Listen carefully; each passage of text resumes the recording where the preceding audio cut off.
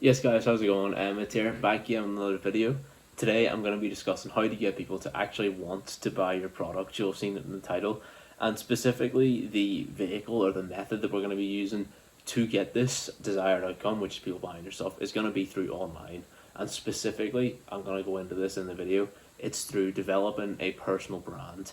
It's through developing a content strategy to give people that reason to want to buy your stuff beyond what I'm going to discuss here initially. But like I say, the initial thing that I wanted to discuss was a very common business model, which I suppose would be a bit more on the old fashioned side. Not that there's an issue with this. If you're happy enough running your stuff this way, that's perfectly fine. That is just whereby somebody will have an offer, and then they will go and offer this to somebody who might make use of it. Let's say, for example, let's take me. I work in marketing and I work in business growth with helping my clients get more business in, get more clients in. I could go to somebody and say, hey, I'll get you more sales. And they might say, yeah, sounds like a good idea. And they'll buy it from me. And the thing is that obviously I say this is a bit more old fashioned. Generally speaking, this is dependent on things like word of mouth, referrals, walk ins if you have an actual shop or whatever. And that is really the only way that people are actually able to get in contact with their potential clients. It's through word of mouth, it's through referrals, and it's through walk-ins as well, because there's really no other way of actually getting that offer known to potential customers. And I guess people have been okay with that in the past. It's fine if you're happy to just do that and pay the bills, then that's no worries.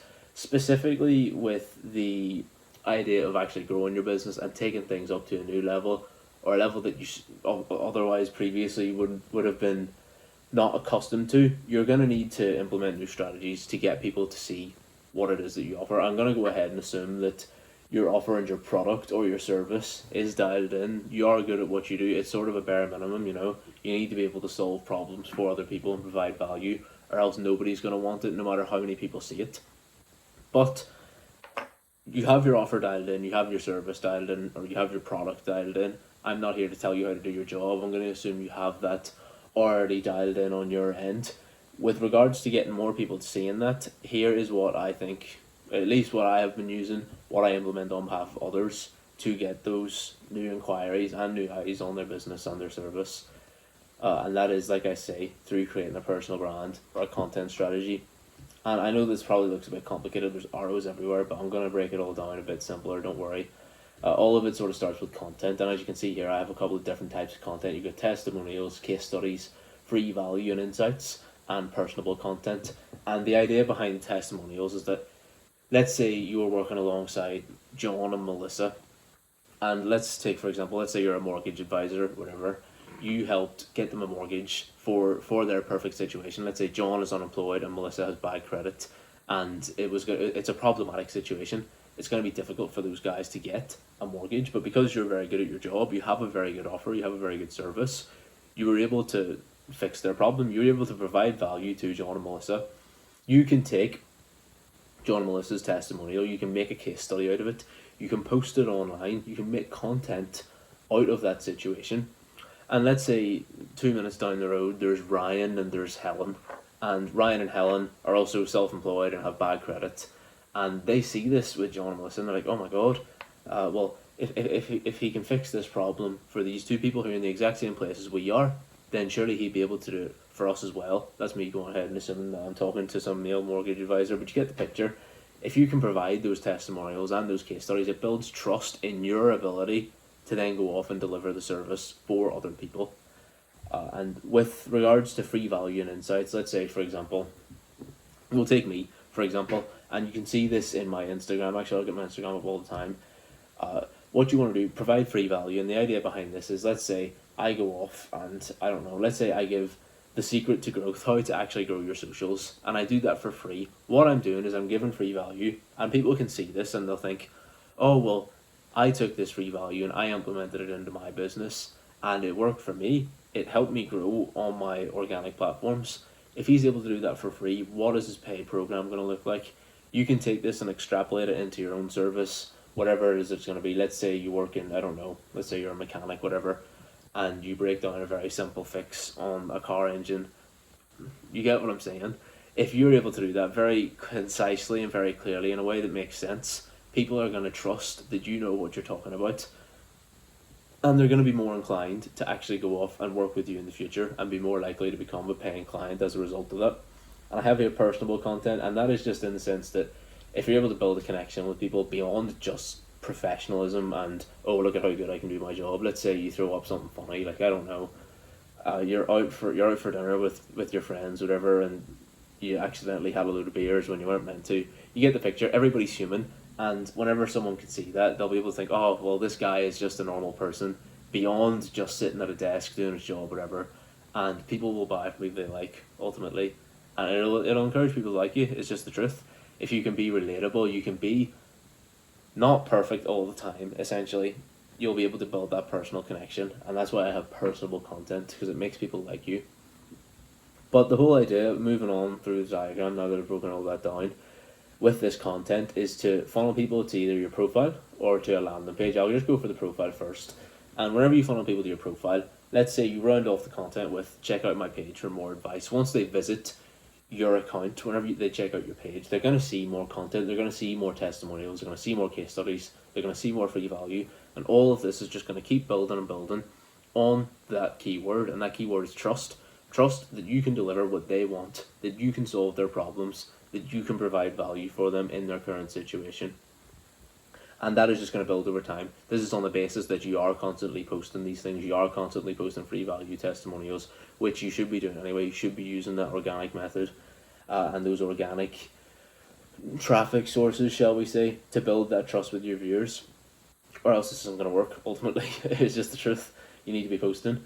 But yeah, the other option then obviously is to funnel people to a landing page or a lead form, and I have this from profile visits. Obviously you can send people to your profile, and like, this isn't just me trying to show off, but if you come to my profile again, like in the bio I have my landing page, and in the landing page I have more free value on exactly how I then go off and generate my offer, which is £10,000 in 90 days.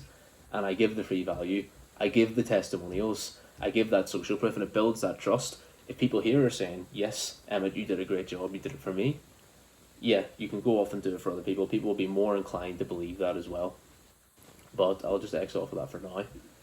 Where were we? Yeah, so landing page. The whole idea behind the landing page is that you can get people booked in, you can show them your offer, and this sort of goes back to just the very basic offer, and then people will purchase from you. But it's about new ways of getting people to see that.